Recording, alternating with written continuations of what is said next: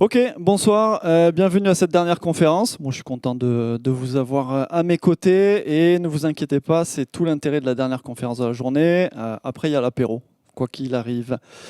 Ok, du coup, de quoi on va parler ce soir? Eh ben, on va vous présenter, enfin je vais vous présenter, mais c'est un travail collectif, un retour d'expérience sur une migration d'un projet Symfony vers FrankenPHP.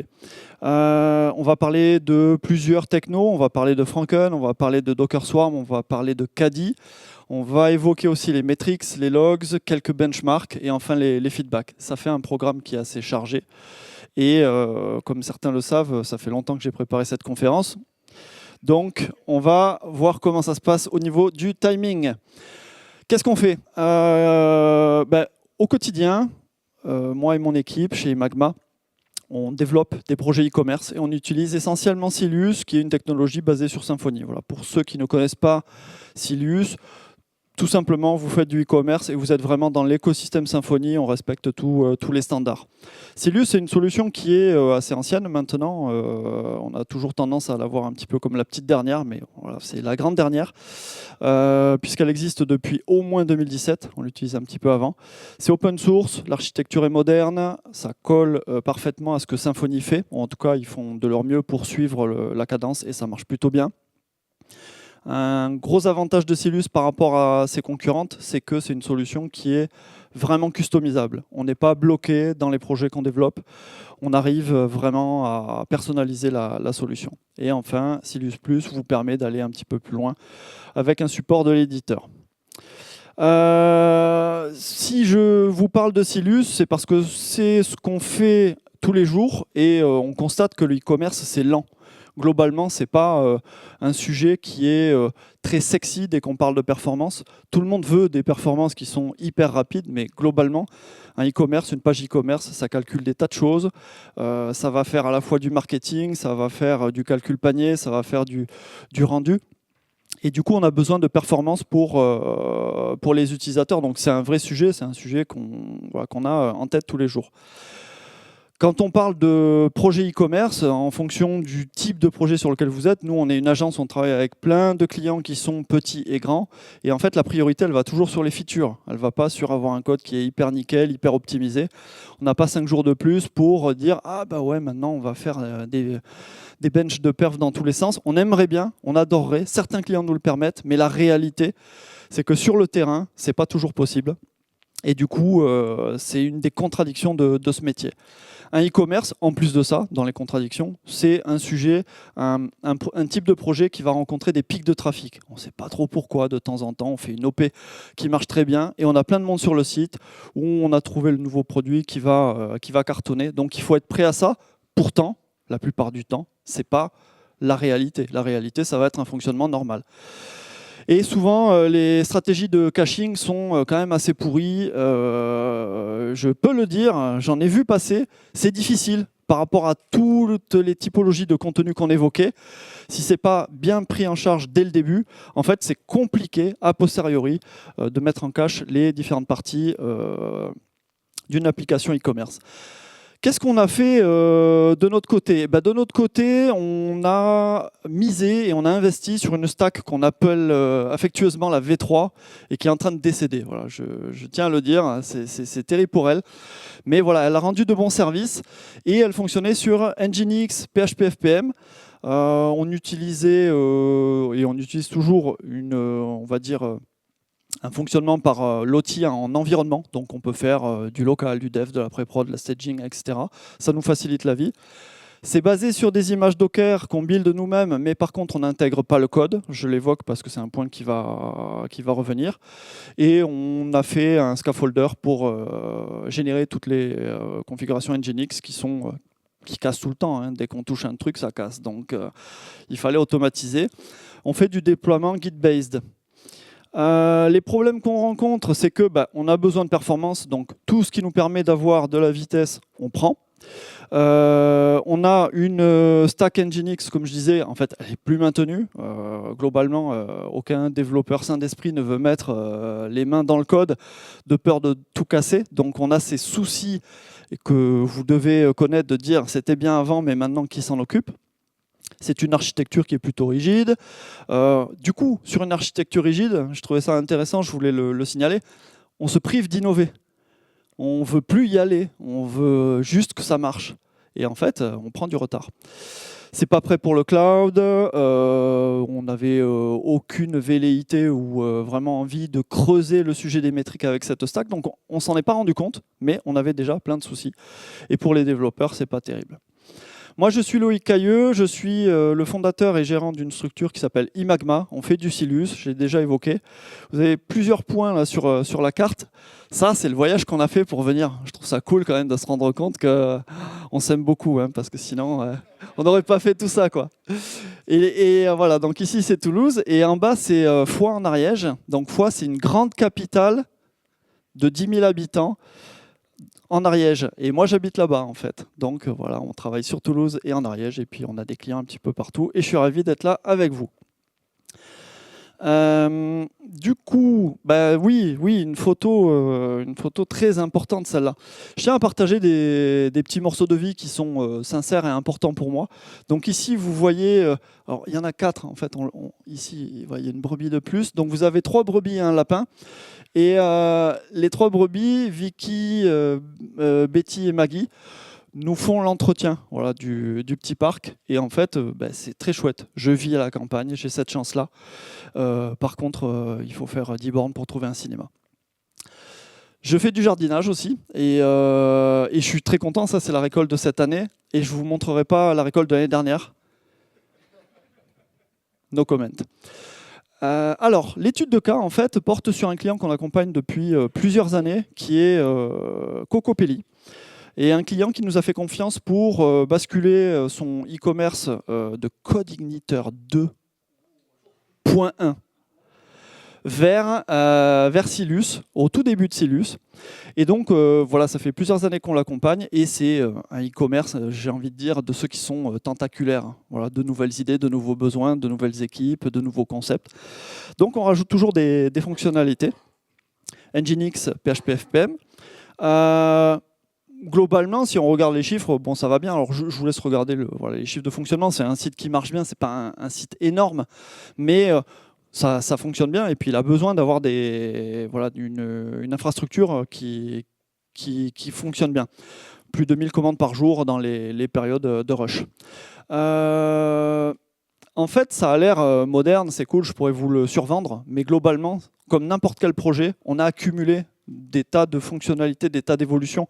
On a été rattrapé par d'abord la feature, et du coup, on a des pages qui sont lentes. Et ça, je vais vous le dire, et je vous le dis tout de suite, non, il n'y aura pas des performances qui sont exceptionnelles, etc. Non, au contraire, je vais vous montrer des performances qui ne sont pas bonnes et sur lesquelles on travaille pour avoir un meilleur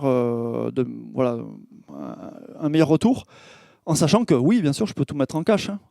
Quand la page elle est en cache, ça va vite. Mais ce n'est pas de ça dont je veux parler. On va parler de FrankenPHP plus Silus. Donc tout le monde s'amuse à faire des peluches, des animaux. Moi, j'ai inventé le pan. Le pan, c'est le croisement entre l'éléphant, le zombie, le cygne de Silus. À mon avis, ça va faire un truc comme ça. Et on a plutôt de la chance, parce que oui, il est plutôt joli, quoi. Donc, on va parler de ça. La promesse de FrankenPHP, c'est d'aller plus vite qu'une stack Nginx FPM. C'est d'être facile à déployer, d'être moderne, d'avoir les certificats SSL automatiques. Merci, vraiment. Ça fait du bien. D'avoir un worker mode qui est absolument fantastique et dont je ne vous dirai quasiment rien aujourd'hui. À part quelques mots, vous verrez. C'est prêt pour le real-time, puisque bien sûr, Kevin, qui est à l'origine du projet, y a intégré en fait les éléments de sa production qui permettent de faire le tour de la question, Mercure et Vulcain. On a des metrics, c'est mis en avant sur le site. On a des logs structurés, on a les central early hints et le graceful reload. On va revenir un petit peu là-dessus. Nous, ce qu'on veut faire, c'est un truc assez simple. C'est d'avoir le monde qui va communiquer avec un proxy qui nous assure le SSL sur l'accès à notre stack. Et dans notre stack, on va avoir un ou plusieurs réplicas FrankenPHP. En fait, c'est ce qu'on fait déjà autrement et on voulait garder quelque chose de sensiblement identique. On a un serveur express.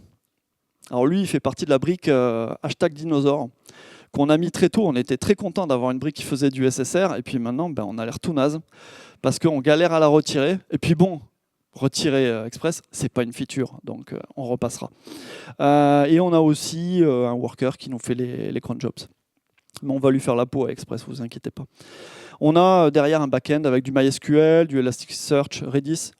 J'aime bien présenter le projet parce que finalement, il est simple et je pense que personne n'a peur et tout le monde se dit, bon, ben, ok, c'est un projet de tous les jours. Que dire de plus? Bah, voilà ce qu'on veut faire. Le point qui quand même est important, c'est le côté avoir des réplicas pour pouvoir scaler aux besoins. Nous avons souhaité, c'est un souhait, hein, on pourra en discuter après à l'apéro, passer de Git-based pour le delivery à des conteneurs qui contiennent l'application. Pourquoi? Bah, parce que Kevin a dit que c'était possible et que c'était une bonne idée. Alors du coup, on y allait, on lui fait confiance. Ça fait longtemps que ça dure. Hein. On a voulu le faire plus sérieusement parce qu'on a de plus en plus de demandes de nos clients qui parfois nous disent j'auto-héberge, j'ai mon hébergeur, ou alors on est dans le cloud. Et en fait, on s'est rendu compte qu'on avait besoin de fournir un extra work pour pouvoir amener nos projets qui fonctionnaient très bien sur nos environnements, sur l'environnement du client. Donc ça, c'était un souhait voilà, d'investir un petit peu là-dedans. On va faire des paquets build once, on les utilise partout, et puis la mise à jour des services est quand même très rapide, très efficace. Par contre, dans les petits soucis, on va avoir le temps de build, on va avoir encore plus de Dockerfile L. Pour ceux qui connaissent, c'est des fichiers qui font des centaines de lignes, et évidemment, enfin, moi ça me rappelle les GoTo en basique, là où on se retrouve ailleurs dans le code.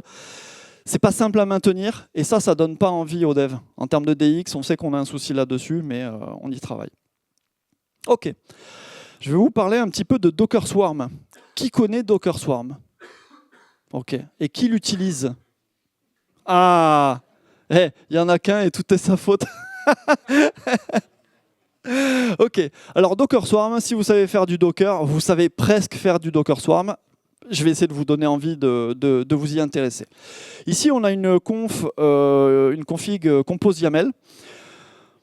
Tout ça, c'est globalement du Docker Compose. On a la commande frankenphp qui va démarrer. Par contre, sur le slide suivant, vous avez toute une section qui, elle, fait partie de ce que Swarm amène.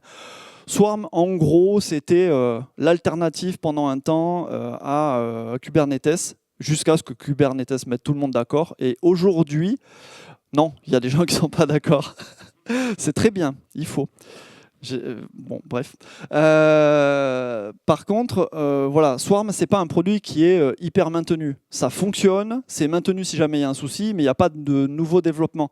Ça n'a pas une trend fantastique. Par contre, à l'usage, je peux vous garantir, c'est génial. C'est aussi génial que ce que Docker est, et ça vous permet de faire justement des clusters en local. Je ne pensais pas qu'un jour on en viendrait à ça. Ici, dans Deploy, vous avez la possibilité de gérer les réplicas. Vous voyez le réplica 3, c'est pour dire je vais monter 3 réplicas de Franken. Vous avez une update config avec une configuration qui vous indique comment vos containers vont être répliqués quand vous décidez de scaler up ou down. Donc, par exemple, en cas de problème, failure action, on fait un rollback, on revient à l'image précédente. Le délai entre chaque démarrage de nouveaux containers, ça va être 5 secondes. En termes de stratégie, est-ce que vous tuez les anciens containers et puis ensuite vous montez les nouveaux, ou est-ce que vous faites le contraire, vous créez des containers qui sont en attente et ensuite ils viennent remplacer ceux que vous allez retirer? Il vaut mieux faire ça. Et puis vous pouvez configurer les ressources. Combien de CPU, combien de RAM, voilà. Vous pouvez configurer aussi les nodes sur lesquels vous allez répartir, donc les machines hein, sur lesquelles vous allez répartir vos services. Et ça, c'est super simple, en fait. Ça tient en quelques lignes et ça fait vraiment ce qui est indiqué. Donc, quand on a trouvé Docker Swarm, on s'est dit, ça répond un petit peu à notre stack V3 avec les histoires d'environnement, mais finalement, on utilise un outil du marché qui est open source. Ici, vous avez quelques commandes Docker Stack. Donc Stack, c'est tout ce qui correspond à Swarm. Vous allez démarrer une stack qui contient des services et les services contiennent un ou plusieurs containers en fonction de vous avez des réplicas ou pas. Qu'est-ce qu'on a là-dedans dans les petites commandes à connaître? Le stack deploy-c, vous indiquez quel est le nom du fichier de config et quel est le nom de la stack. Et c'est parti, ça démarre. Ensuite, vous allez pouvoir regarder quels sont les stacks qui existent sur votre machine. Donc là, on a Preprod Shop.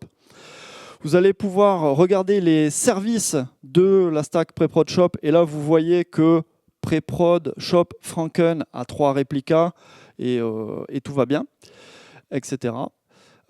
Ici, si on continue un petit peu, là, on a la stack PS Preprod Shop. Là, on a vraiment les containers, en fait, hein, ce que vous voyez habituellement quand vous faites un Docker PS, mais uniquement dans cette stack-là. Et vous voyez que tous vos containers, en fait, ils sont suffixés d'un numéro qui indique le numéro du réplica. Donc tout à l'heure, on avait 3 Franken, et du coup, là, on a le 1, 2, 3. Ils ont tous la même image. Ils n'ont pas tous démarré en même temps parce que j'ai décidé de scaler de 1 à 3 en cours de route, etc. etc. Alors, je tiens à dire, en fait, je n'ai pas testé ces morceaux de code, et ça se trouve, ils ne marchent pas. Et si vous trouvez une coquille, vous gagnez un goodies après. Donc, voilà, n'hésitez pas. Mais vous le gardez pour les questions-réponses.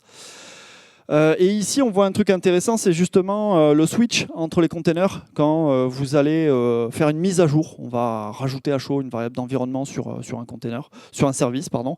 Et en fait, vous allez avoir un container qui va être descendu, un shutdown, et un autre qui démarre. Voilà, donc on a des choses comme ça.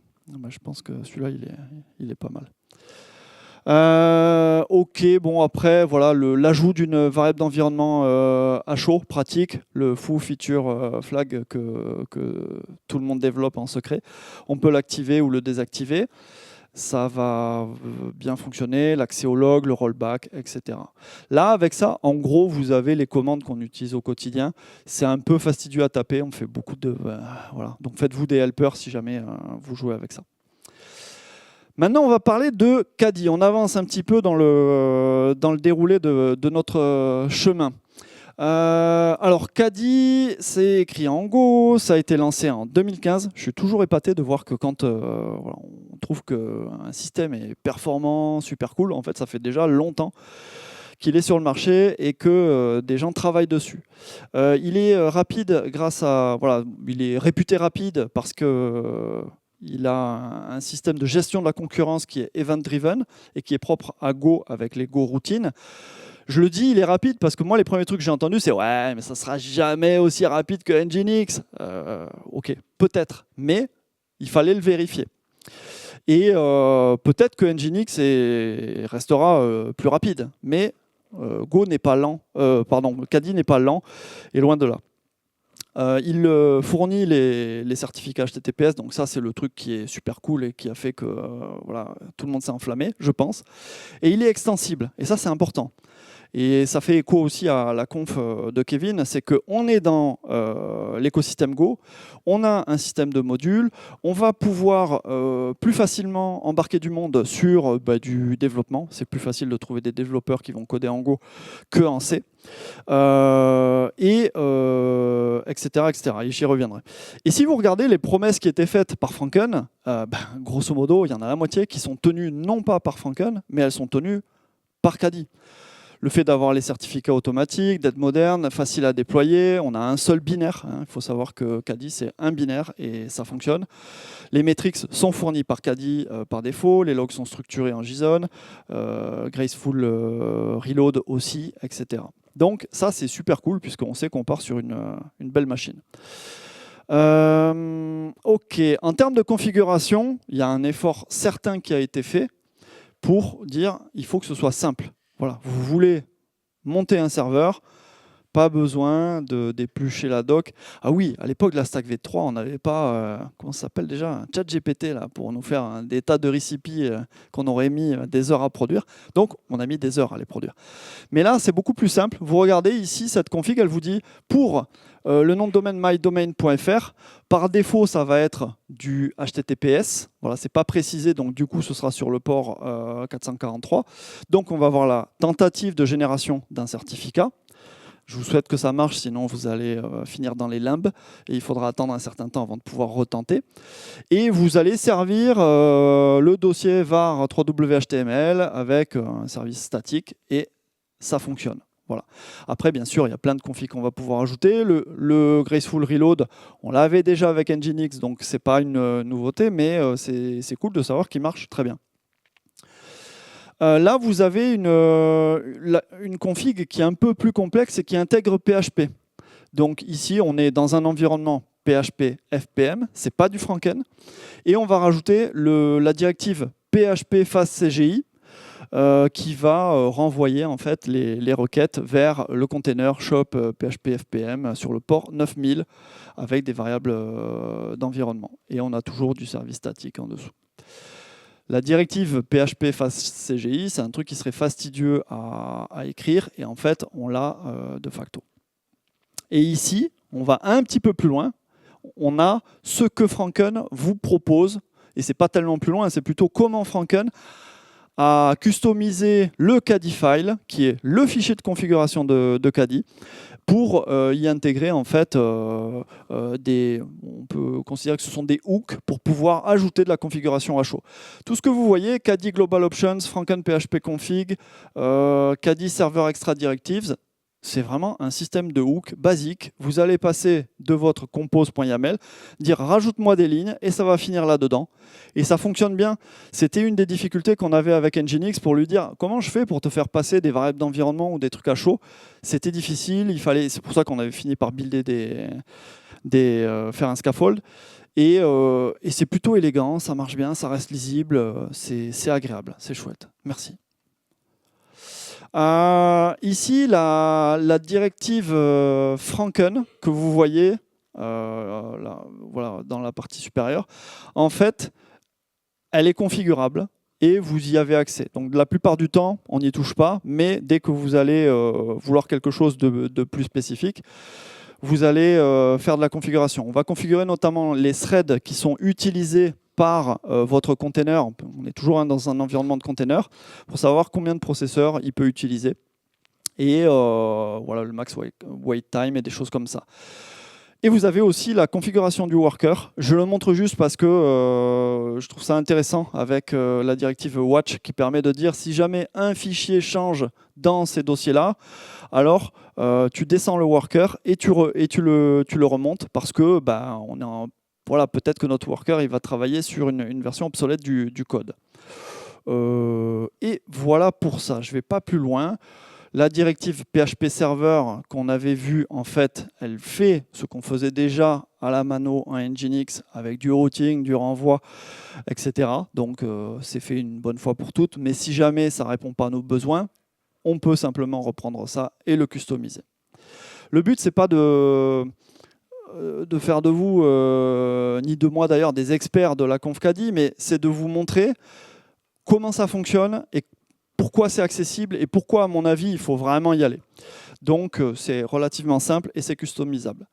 Ici, on a les metrics. En rajoutant la directive metrics dans votre configuration Caddy, c'est magique, on se retrouve sur le port 2019 de votre container en localhost. Ça peut être un peu compliqué des fois de récupérer la donnée, avec des metrics qui sont au format Prometheus. Donc, vous avez Caddy HTTP request in flight 330. Combien de requêtes sont en cours ou sont prises en main par le serveur. Vous avez le nombre de busy threads de Franken, combien il reste de travaux dans la queue. Le nombre de threads, simplement pour savoir, en fait, vous êtes sur un container, combien de threads sont configurés. Et je rajoute à la fin, Yaron PHP métrique. On n'y est pas pour l'instant, mais ce qu'il faut comprendre déjà, le point important, c'est que les métriques de Franken PHP sont mélangées avec celles de Caddy. Initialement, vous avez celle de Caddy, et puis Franken PHP a rajouté, par le biais du module Go qui permet d'intégrer le SAPI PHP dans Caddy, à rajouter des métriques, et c'est bien pratique. Et en fait, je me posais la question il n'y a pas si longtemps de dire « Ah, mais quand même, ça serait bien de pouvoir faire remonter d'autres métriques, des trucs un petit peu chelous, machin ». Et je crois que j'ai eu la réponse ce matin. Il semble qu'avec Franken 1.8, on a la possibilité de faire des extensions Go, et du coup, en fait, on pourrait aller attaquer ce sujet-là et rajouter des métriques là-dessus. Et voilà, je trouve ça assez cool. Ça reste à faire. Alors, en termes de métriques, on en est où? C'est du live, hein? Ça, c'est ce qui reste? Il reste. OK, ça marche. On est bon. Du coup, en termes de métriques, je vous ai expliqué que Caddy sortait de facto des métriques au format Prometheus. Bon, et là, vous avez compris que tout ça, c'est la faute de Kevin, hein. On a mis le doigt dans un truc. On voit qu'il y a des métriques qui sont au format Prometheus, donc forcément, on va installer Prometheus, et après, il va falloir mettre Grafana. C'est sans fin, mais c'est génial. Donc, on s'est intéressé à Prometheus. C'est une base de données time series avec un petit langage de requête qui vous permet d'extraire des données. C'est open source. Alors ça aussi, c'est un truc qui est important. Et je ne l'ai pas dit avant, mais toute la stack, en fait, elle est open source.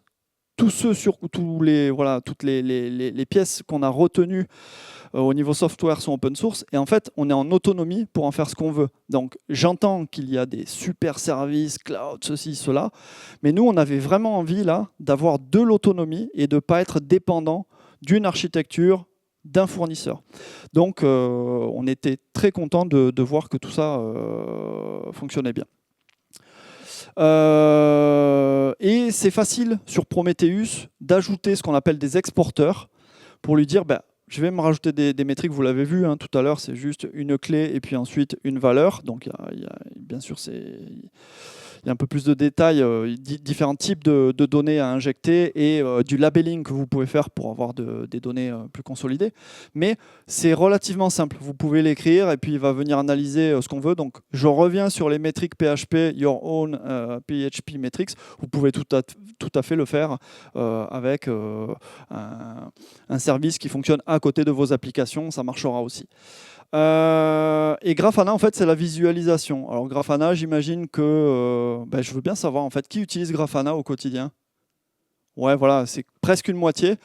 Et moi aussi, avant, je n'utilisais pas Grafana, mais maintenant je l'utilise. Je trouve ça vraiment cool, quoi.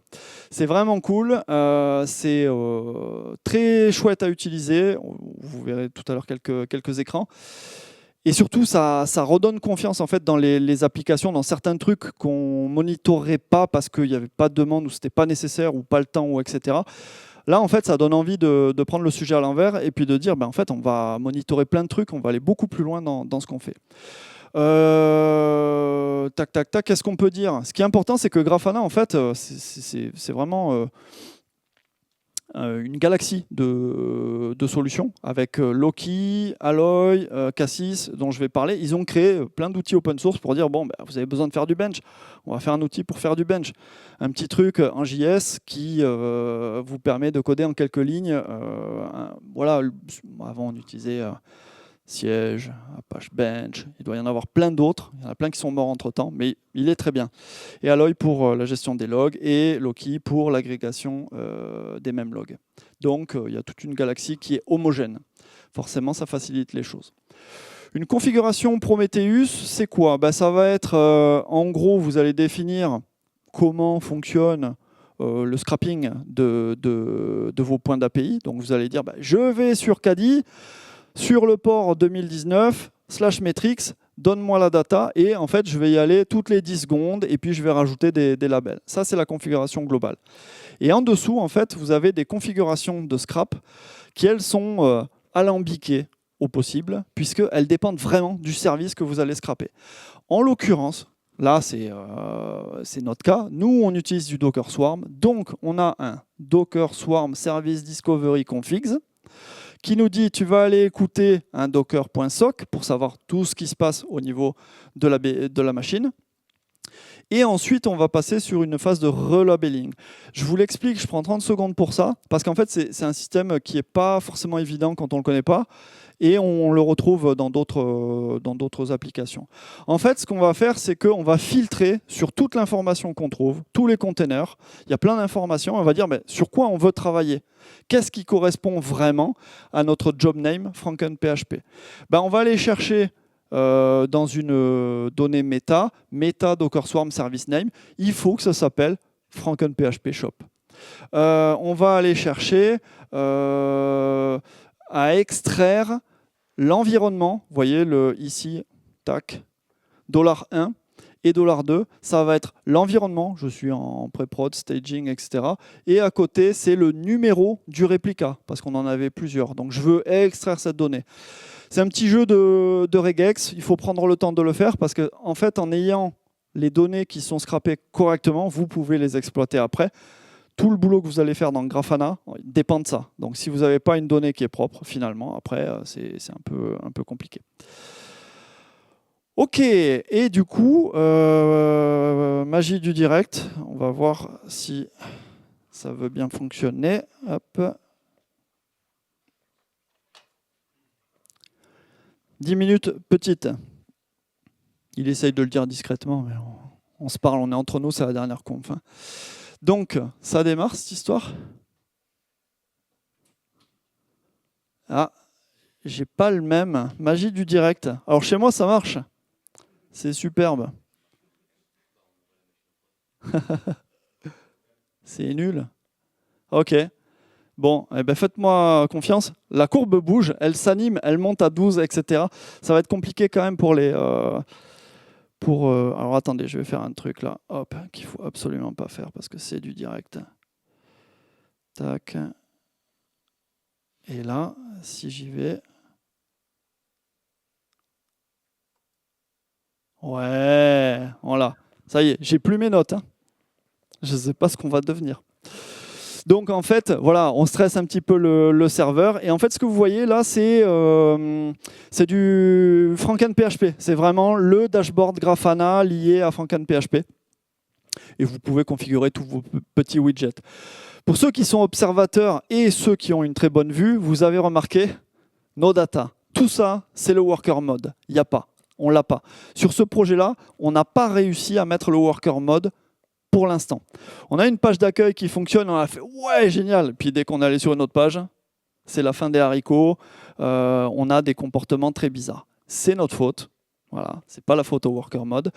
L'application n'est pas prête pour ça, donc du coup, on est allé au bout de notre release et on a bien sûr une étape qui consiste à mettre en œuvre ce worker mode. La zapette est là, on va voir si elle est OK. Je crains le pire. En termes de benchmark, donc du coup, ça y est, j'ai spoilé, hein, il n'y a pas de worker mode, ce n'est pas du tout l'objet de ce qu'on vous présente, mais déjà, vous dire que passer sur Franken, c'est bien. Rien que ça permet un gain qui est conséquent. On est parti sur l'application sans le cache, donc les performances sont terribles. Je vous le dis, vous allez voir des requêtes qui prennent des secondes. Je sais, il y en a, ils ne comptent qu'en millisecondes, c'est long. D'ailleurs de compter en millisecondes. Donc vous allez le voir. Et on appelle une seule page qui va faire quelques calculs. Et je ne ferai pas de live démo, mais je pense que là déjà, voilà, c'était pas mal. Et du coup, on va lancer la deuxième vidéo, parce que maintenant j'ai compris comment ça marche.